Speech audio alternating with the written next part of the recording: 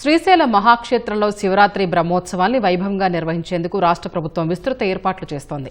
బ్రహ్మోత్సవ ఏర్పాట్లపై మంత్రులు ఆనం రామనారాయణ రెడ్డి, అనిత, బీసీ జనార్దన్ రెడ్డి అధికారులతో సమీక్ష నిర్వహించారు. అధికారులందరూ సమిష్టిగా కృషి చేస్తేనే బ్రహ్మోత్సవాలు విజయవంతమవుతాయని మంత్రులు అన్నారు. సామాన్య భక్తులకు సంతృప్తికర దర్శనం ఏర్పాటు చేయడానికి ప్రభుత్వం కృతనిశ్చయంతో ఉందన్నారు.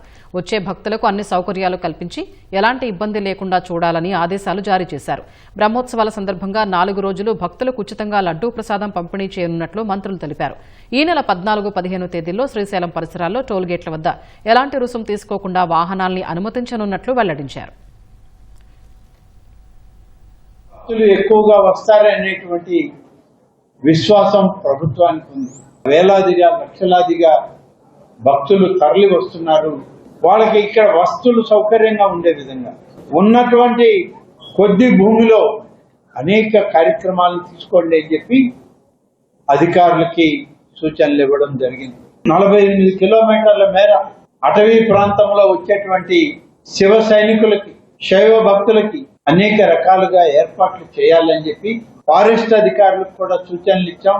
అల్పాహారం, త్రాగునీరు, టాయిలెట్ సౌకర్యం ఇవన్నీ కూడా అక్కడ చేయడానికి ఏర్పాట్లు చేస్తున్నాం.